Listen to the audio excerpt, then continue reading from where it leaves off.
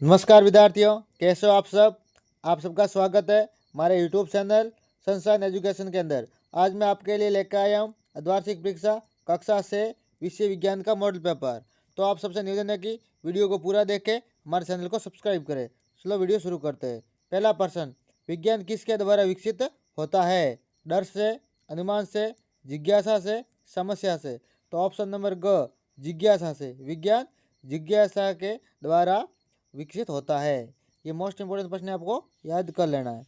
अगला प्रश्न, पतियों में शिरों की व्यवस्था के लिए क्या शब्द है? शिरा विन्यास, परिचर संचरण, वाष्प उत्सर्जन, प्रकाश संश्लेषण। शिरा विन्यास, परिसंचरण, वाष्प उत्सर्जन, प्रकाश संश्लेषण। तो ऑप्शन नंबर क, शिरा विन्यास। कौन सा है? शिरा विन्यास। निम्नलिखित में से कौन सा भोजन का प्रमुख घटक नहीं है? कार्बोहाइड्रेट, प्रोटीन, वसा, मिट्टी। तो ऑप्शन नंबर ग, मिट्टी। मिट्टी वो भोजन का घटक नहीं है। ये मोस्ट इंपोर्टेंट प्रश्न है, आपको याद कर लेना है। अगला प्रश्न, स्वतंत्र रूप से लटके चुंबक का उत्तरी ध्रुव किस दिशा की ओर संकेत करता है? भौगोलिक दक्षिणी ध्रुव, भौगोलिक उत्तरी ध्रुव, चुंबकीय दक्षिणी ध्रुव, चुंबकीय उत्तरी ध्रुव। तो ऑप्शन नंबर ख, भौगोलिक उत्तरी ध्रुव की ओर संकेत करेगा। हम प्राचीन समय में लंबाई मापने के लिए किसका उपयोग करते थे? मीटर स्टिक, किलोमीटर, अंगुल बालिशत, टेप। तो ऑप्शन नंबर ग, अंगुल और बालिशत का हम प्राचीन समय में उपयोग करते थे। अगला प्रश्न, दिए गए कथन दिए दिए कथनों में से सत्य और असत्य कथन बताने हैं। लकड़ी पारभासी है जबकि कांच अपारदर्शी, ये कथन असत्य है। एल्यूमिनियम की पन्नी में चमक होती है जबकि रबर में नहीं, ये कथन सत्य है।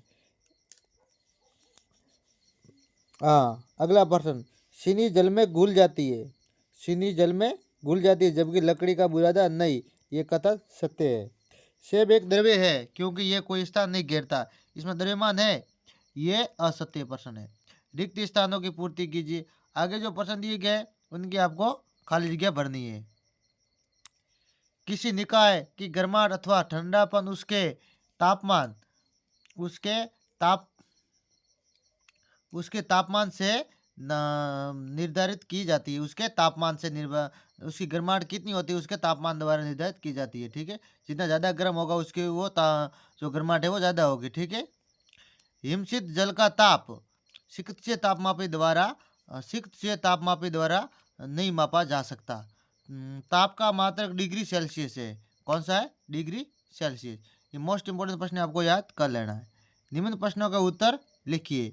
आगे जो प्रश्न दिए गए उनके आपको उत्तर लिखने हैं।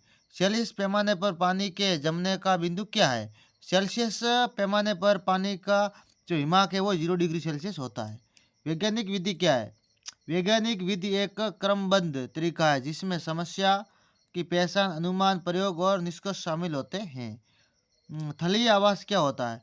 ये वह आवास है जो पृथ्वी की सतह पर स्थित होता है, जैसे जंगल, घास, मैदान आदि। ठीक है, वृक्ष और झाड़ी में क्या अंतर है बताइए। वृक्ष और झाड़ी के अंदर अंतर बताना है आपको।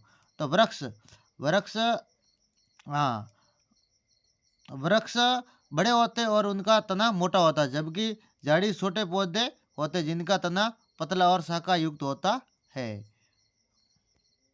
अगला प्रश्न,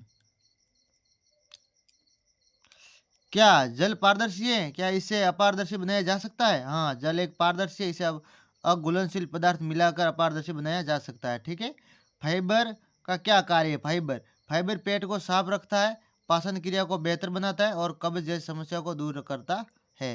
ये मोस्ट इंपोर्टेंट प्रश्न है, आपको याद कर लेना है।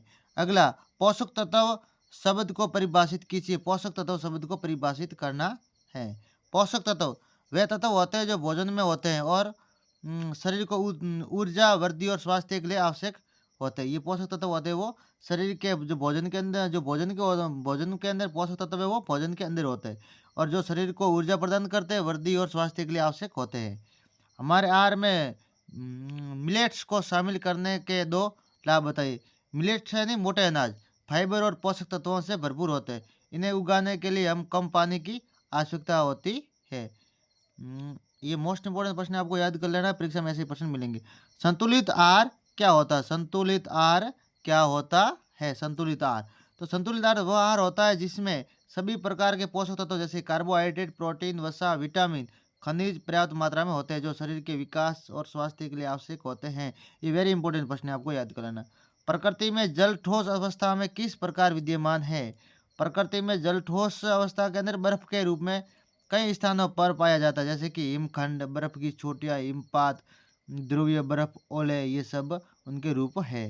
ये मोस्ट इंपोर्टेंट प्रश्न है, आपको याद कर लेना। थर्मामीटर, डॉक्टरी थर्मामीटर और प्रयोगशाला थर्मामीटर में क्या अंतर है? तो डॉक्टरी थर्मामीटर मानव शरीर का ताप मापने के लिए विशेष रूप से बनाया जाता है, जिसमें एक संकुचन होता है जो पारे को वापस जाने से रोकता है। इसका जो पारस है वो 35 डिग्री से 42 डिग्री तक होता है, सीमित होता है। जबकि प्रयोगशाला थर्मामीटर का प्रास तो व्यापक होता है, जैसे कि 10 डिग्री सेल्सियस से 110 डिग्री तक, और इसका उपयोग विभिन्न द्रवों पदार्थों का ताप मापने के लिए किया जा सकता है।